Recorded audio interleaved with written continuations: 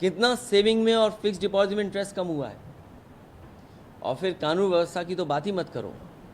जो लोग zero tolerance की बात कर रहे थे, जो कभी तमंचावादी कहते थे, जो समाजवादियों के सरकार को न जाने क्या कहते थे, आज बताओ तमंचा लगा करके 3,35,000 रुपए की लूट हो गई। ये क्या भारतीय जनता पार्टी का तमंचा था? क्या भारतीय जनता पार्टी के लोग तमंचा लगा रहे हैं? और इतनी लूट और इतना भ्रष्टाचार कभी उत्तर प्रदेश की जनता ने नहीं देखा होगा जितना इस बार देखने को मिल रहा है। और पुलिस मन मर्जी कर रही है। और पुलिस क्यों ना मन मर्जी करे? अगर पुलिस से आप चुनाव जीतना चाहोगे, लोगों को परेशान कराना चाहोगे, बाद में वो मन मर्जी तो करेंगे। आप देखिए जिला पंचायत के चुनाव में क्या लूट हुई, एमएलसी के चुनाव में क्या नहीं दबाव बनाया गया। और आपके सामने घटना है ललितपुर की, एक पीड़िता जिसके साथ बलात्कार हुआ, वो अपनी फरियाद लेकर के आई, फिर बलात्कार हो गया उसके साथ। भाई दुनिया में ऐसी कहीं घटना हो सकती है? और तब वो घटना हो रही है जब बीजेपी की सरकार है। समाजवादी लोग अगर नहीं पहुंचे होते तो पुलिस के खिलाफ इतनी कड़ी कार्रवाई नहीं होती। मेरी फिर मांग है कि ऐसे लोग, पुलिस के लोग जो इसमें शामिल हैं, वो टर्मिनेट होना चाहिए। ये केवल ललितपुर में घटना नहीं हुई, आप चंदौली की घटना बताइए क्या हुआ वहाँ पर। एक परिवार में 2 बहनों को मारा, एक की जान चली गई, दूसरी अभी भी बीमार है, उसकी पिटाई की गई। और पुलिस कहानी बदल रही कि उसने फांसी लगा ली। सच्चाई तो ये है कि बीजेपी से अच्छा इनकी सरकार में पुलिस कहानी कभी नहीं बनाती। पुलिस कहानी बनाने में बहुत तेज है। कोई घटना होगी उसमें कहानी बना देंगे। इसलिए बेरोजगार, महंगाई और आपके पुलिस के कामकाज देख सकते हो।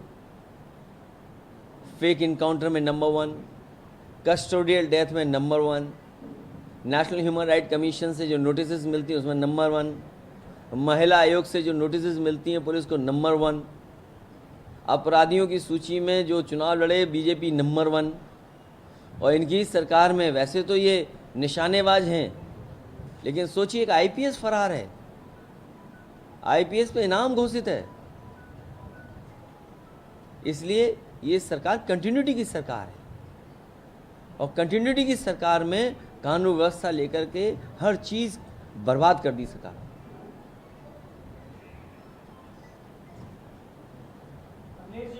लखनऊ में जिस तरह विवेक तिवारी हत्याकांड हुआ, वहां पुलिस का इन्वॉल्वमेंट आया। चंदौली की बात करें, ललितपुर की बात करें, तो जो पुलिस को आखिर ये जो कुछ हो गया है, आपने भी सरकार चलाई है, इसका इलाज आप क्या देखते हैं? पुलिस से अगर पॉलिटिकल लाभ लेंगे आप,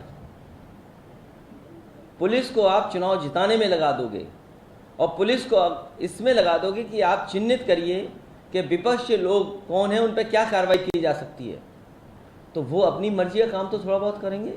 इसीलिए मैंने कहा कि थाने अराजकता के केंद्र बन गए हैं और आए दिन शिकायत मिलती है, आए दिन पुलिस शामिल मिलती है कई कामों में। मान लीजिए आपके शहर की खबर है, तेल माफिया व अपराधी का पुलिस संज्ञाना। बिना पुलिस के कैसे गलत काम हो सकते हैं? ये आपके शहर की खबर है। बुलडोजर को सबसे बड़ी शक्ति मानते हैं योगी आदित्यनाथ, और अब मदरसों में भी बुलडोजर चलना चालू किया है। विपक्ष लगातार ये कह रहा है कि एक विशेष समुदाय को परेशान करने के लिए पुलिस भी। मुझे दुख है इस बात का कि जो चीज़ें पुरानी बनी हुई हैं, मदरसा है या किसी का घर है जो 20 साल, 30 साल, 40 साल पहले बना, उन पे ये बुलडोजर लेकर के जा रही है। बुलडोजर शहर को अच्छा नहीं कर रहे, ना अतिक्रमण हटाने के लिए कर रहे हैं। ये बुलडोजर इसलिए लेके घूम रहे हैं कि जिससे लोग डर जाएं। ये डराने के लिए। लोकतंत्र में, दुनिया में इस तरह का नहीं होता होगा। इसीलिए चुनाव भर हमने कहा कि ये सरकार आ गई तो लोकतंत्र खत्म हो जाएगा। आप पे अगर स्टे है तभी बुलडोजर चल सकता है, कोर्ट की कोई परवाह नहीं करेगी सरकार। और अगर आपने कहीं नक्शा पास कराया है, अभी उदाहरण सामने आया कि जिला पंचायत ने अगर नक्शा पास कर दिया तो केडीए भी पूछा है कि नक्शा पास करोगे कि नहीं करोगे। ये अधिकारी क्या दो नक्शा पास करेंगे लूटने के लिए? ये तो सरकार का निर्णय है। अगर कभी सरकार ने कोई निर्णय लिया होगा कि जिला पंचायत इस क्षेत्र में करेगा पास और केडीए इसमें पास करेगा, और मुझे याद है जब एक अधिकारी यहाँ पे थी, कोई उन्होंने ऐसा फैसला ले लिया, पूरा का पूरा कानपुर का काम रुक गया था। आप कानपुर में जिस बिल्डिंग पे हाथ लगा दो आप उसको इलीगल साबित कर सकते हो। तो बीजेपी के लोग दल देख करके काम कर रहे हैं। बीजेपी की सरकार खासकर मुसलमानों को परेशान करने के लिए काम कर रही है। बीजेपी की सरकार खासकर समाजवादियों पर और जात के आधार पर फैसला ले रही है। जात के आधार पर कभी ऐसे फैसले नहीं ले गए। ये जो दूसरों को जातिवादी बोलते हैं वो सबसे बड़े जातिवादी निकले। घोर जातिवादी अगर कोई है तो वो भारतीय जनता पार्टी की सरकार। सर एक सवाल है। सांसद ब्रिजभूषण सिंह ने कहा कि राज ठाकरे माफी मांगे उत्तर भारतीयों से, वरना अयोध्या में उनको घुसने नहीं देंगे। पहली चीज। और दूसरा सवाल कि इनका इस अयोध्या या राम मंदिर में कोई योगदान नहीं, क्या कहेंगे इस बयान पर सर? ये भारतीय जनता पार्टी जानबूझ करके इस तरह के मुद्दे सामने लाती है जिससे जनता बुनियादी सवालों पर सवाल न कर ले। आज तक डीजल पेट्रोल जो महंगा हो गया उसका जवाब नहीं दे रहे हैं। डीजल पेट्रोल से जो मुनाफा हो रहा है वो पैसा कहाँ जा रहा है।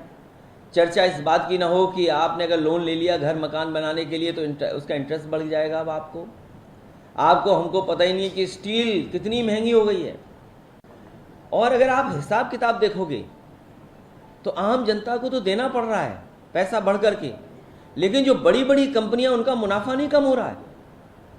इस कोविड के समय पे भी किसी बड़ी कंपनी का मुनाफा कम नहीं हुआ। बीजेपी के लोग बड़े बड़े उद्योगपतियों के साथ खड़े हैं, उनका मुनाफा कम ना हो जाए, चाहे गरीब जनता को डीजल पेट्रोल स्टील आटा खाने की सामग्री तेल सब कुछ महंगा बिक जाए।